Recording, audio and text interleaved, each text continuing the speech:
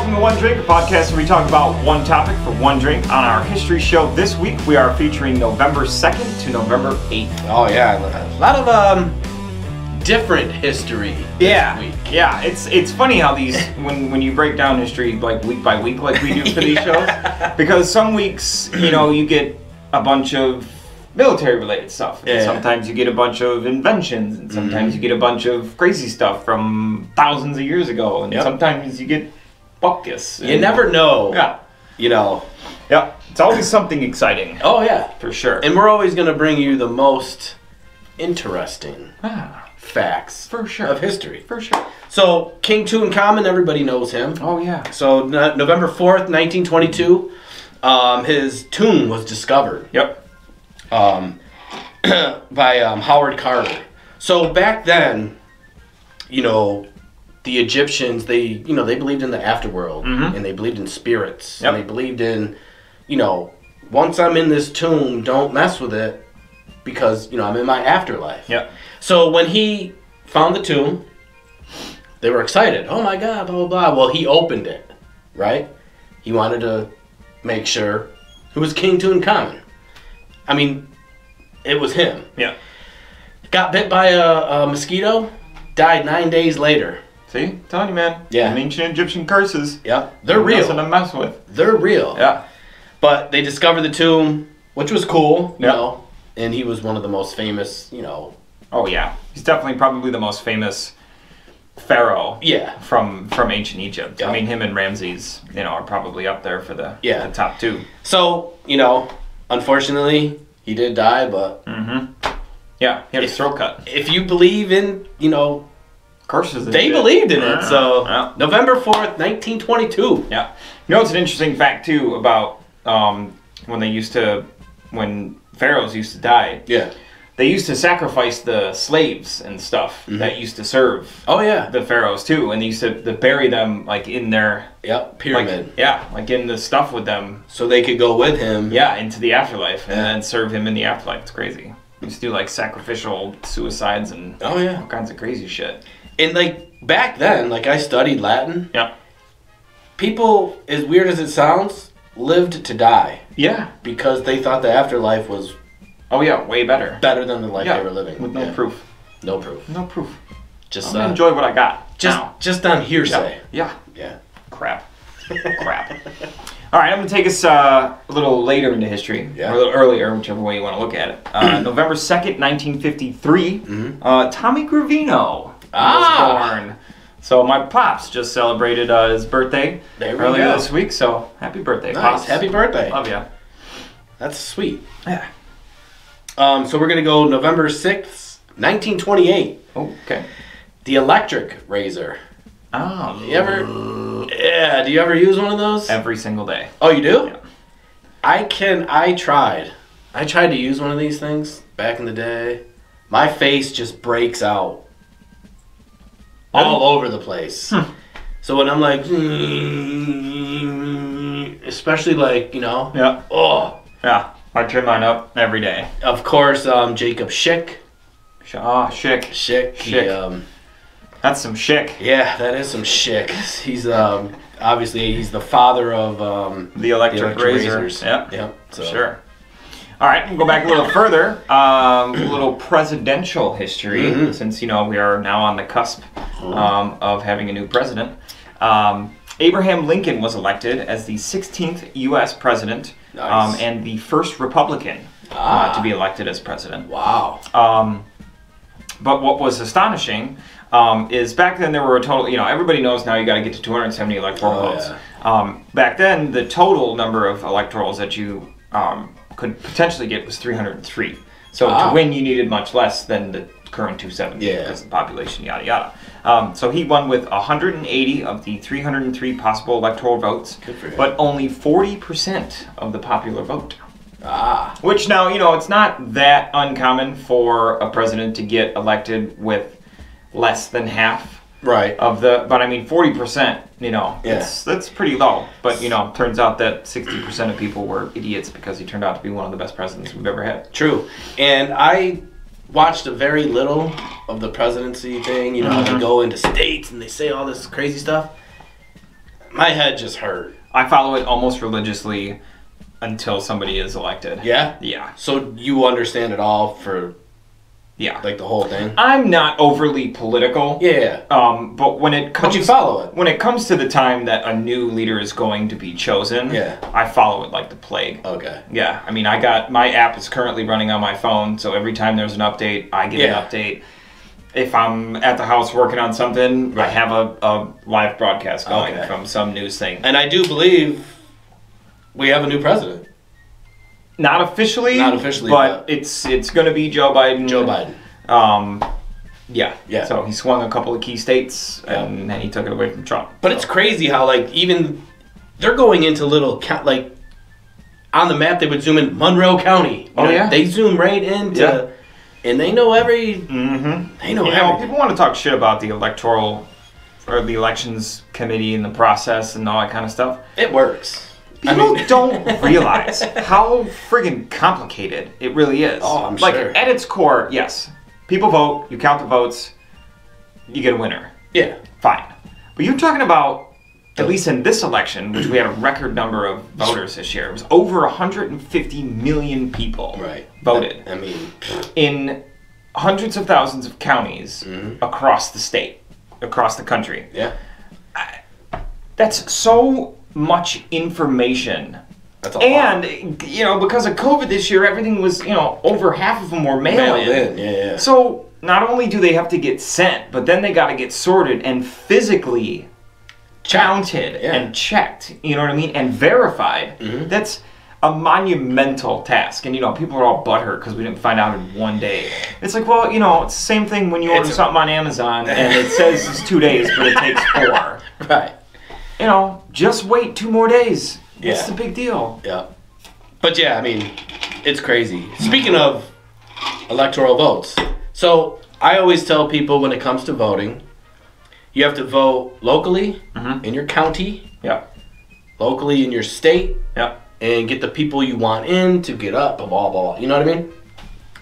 So vote is what I'm saying, because your vote does count, because the U.S. president wins by 1 electoral vote, November 7th, 1876. Right? Rutherford B. Hayes wins the U.S. presidential election by a single electoral vote. Now, I don't think that's one individual vote. No. It's one electoral. So, each state is worth its own amount of electoral votes based on population. Okay. So, California, which has the highest population of any state in the country, is worth 55 electoral votes. Okay. New York is worth 39, Texas is worth 29, Texas is worth 35 or something like that. So based on the population of the state. Yeah. Right, correct. So even one single electoral vote is huge. Oh yeah. And it comes down to single votes. Yeah. And Alaska, is worth 3. Right. Nevada is only worth 6, But if you get a certain amount of states, you know what I mean? And you're really, really close. Yeah. And you only need a couple or one to win, you know what I mean? Or you're too shy, but you happen to get that state that's got a low population, but it's just that couple little bit. Yeah. You know what I mean? Then you win. But I mean, every vote counts. Yeah. The end. Yep. So it only takes 1 vote to swing a county, and it only takes 1 county to swing a state. I know. You know what I mean? So it's huge. The vote it's a powerful thing that one individual has. Correct. Yeah. So 1 electoral vote, I mean, that's coming down to the wire. Literally coming down to the wire. All right, so November 8th, 1895, X-rays, electromagnetic rays, were discovered by Wilhelm Röntgen. R-O-E-N-T-G-E-N. That guy. See how he tries to just cover for me, and he's like, Like, yeah, you got it right. I think by now everyone knows when it comes to pronunciation that we suck at it. Yeah, got it. Yep, you're right. But yeah, so Wilhelm, we'll just call him Wilhelm. Will, good old Willie. At the University of Würzburg in Germany, discovered X-rays. Have you ever had X-rays? I have had plenty, a couple. Yeah, not a lot, but no? I've had several. Yeah, couple on my fingers, couple on my foot when I broke my foot. Yeah. And then a ton at the dentist. Yeah. I've had X-rays too. It's cool, but it's scary. You know what I mean? Because you're like, to see it's cool, but to hear the outcome is sometimes and then, it's creepy in that room too, because there's nothing else in the room except for the X-ray machine. Oh, and they put that heavy ass lead vest on you. You know what I mean? It's like they're just like stripped down naked. Put this robe on. Right, put this gown on, then put this 30-pound, exercise robe on. You're like, I got a broken foot. Yeah. So the worst thing that happened to me is I had an X-ray on my kidney, and came back. He's like, oh yeah, you have a huge stone in your kidney, and I was like, awesome, cool. Yeah, especially because there's only one good way to get those out. And so he's like, we can do 3 different surgeries. It sucked, but the X-rays. Did they have to surgically remove it? Oh, dude. Or did you have to do it old school? We went past it. No, it was worse than that. Oh, super cool. So they didn't cut open and go right to the kidney. They went in through my dick, up and lasered it, came out, put a tube up my dick into my kidney, so I had to piss them out. And then when I was done pissing them out, I had to literally yoke the tube out of my dick. Oh, you ever ask? You weren't expecting all that. I wasn't. Let me talk to you guys for a minute. You ever ask somebody a question about something and you just don't get the answer that you wish you got? Oh, I have. Yeah. That sucks, dude. Horrible. That sucks, man. Yeah. How long ago was that? That was a year and a half ago. No shit. Oh, yeah. Oh, does it still feel like it was yesterday? Oh yeah. Because I'm getting I remember uncomfortably tingly right now, and I don't like it. The thing I remember is it was just uncomfortable in general. But they said I could go back to the doctors and have the doctor take the tube out, And I was like, and then they're like, or you could do it yourself. So I was like, co-pays, the bills, it just adds up. So, they subscribed me some pills. So I took 3 pills. Pretty tough pills. Pretty tough pills. And I yoked that bitch out myself.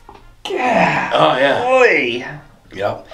And I just killed myself. Having kidney stones, that it didn't hurt at all. That's how painful kidney stones are. But yeah, that was my X-ray story. Awesome. Yeah. I broke my foot once going down a step. That was it. That was it. My foot was pretty swollen for a couple weeks. I did bartend with a cane.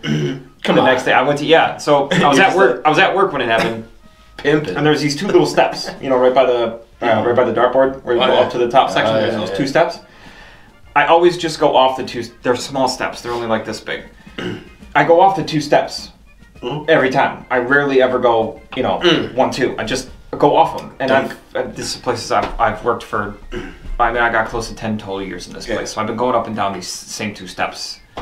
It's almost as if 40 million times I've gone up these steps. Our show when you miss a step. Right.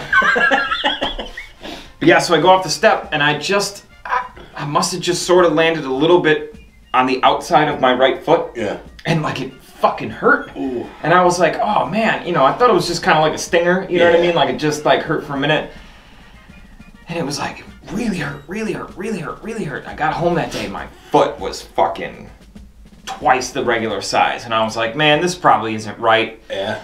So I put I iced it. Whatever, I did everything you could. Had a couple of drinks, had a couple of more drinks, so my foot didn't hurt that bad anymore when I went to sleep. Feels good. Dude, I woke up the next day and my foot was black and blue. Oh. It was huge, and I was like, well, I gotta go to work. You know what I mean? I gotta make some money so I can go pay for this thing or whatever. Exactly. And so I get to work, man, and I had to take all of the shoelaces out of my shoe. Oh, damn. To put my foot in it. Wow. Right?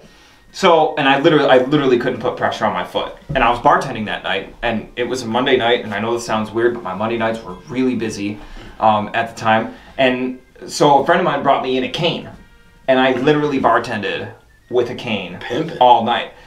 But after a while, I was like, guys, I'm done with this, because our bar is really long at my restaurant. Well, he knows. Yeah.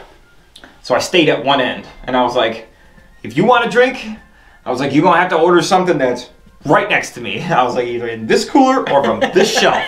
That's it. You want something that's down there? Forget it. Come back here and get it yourself. Yeah. Yeah. Just one step. Literally, one step. That's the worst. Wrong. And I, to this day, continue to go down that step the same way that I did when I you know broke what? my foot. Another X-ray story.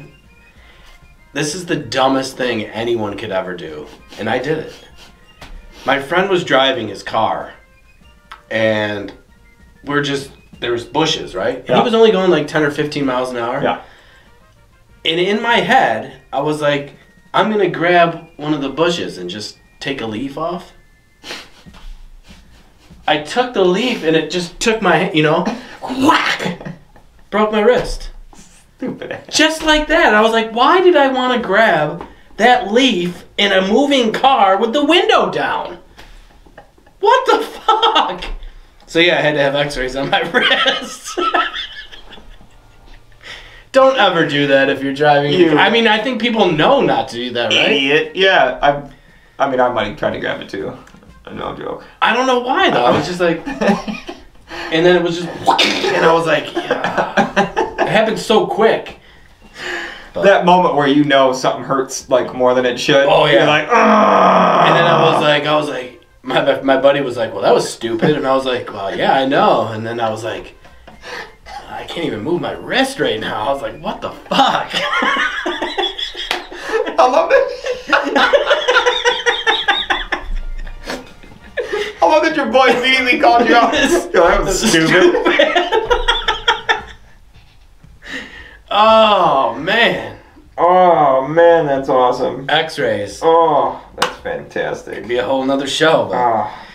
All right, so we're going to go to November 8th, 1910. Yeah. I don't know. I used to have one of these. A lot of people get them for when they're hanging out outside. The first bug zapper. You know, when bugs come around, they love the light, and then they just, die. I had one when I lived in my other house. A lot of people would come over. I had the fire pit. I had two of them, and they worked pretty good. But the first device, William F. Frost. Came through with the bug zapper. Nice, Frosty. He knew what was up. Yeah, for sure. So that is our history show. Yeah, that is our history from this week. Guys, don't forget to check us out both on Facebook and YouTube at One Drink Podcast. Like, share, and subscribe. And on here on our YouTube page. Yes. Please, just hit that subscribe button for us. If you haven't already, just do it. Just click it. You will enjoy the show. Yeah. It's a distraction for one drink. That's it. If you're like, I don't know if I want to subscribe to this, just, you can turn the notifications off. If you don't want to see it pop up every time, I don't know why you would want to do that. But you can, if that's an option. But all you got to do is hit the thing. So if it's red down there, whatever side it's on, just click it. Try it out. Just click it real quick. Well, you know what? We'll give you a second to do it. Yeah. They'll like it. Awesome. Thanks. Appreciate it. They got it. Yeah. Anyways, guys, we'll catch you on the next one. See ya. Peace.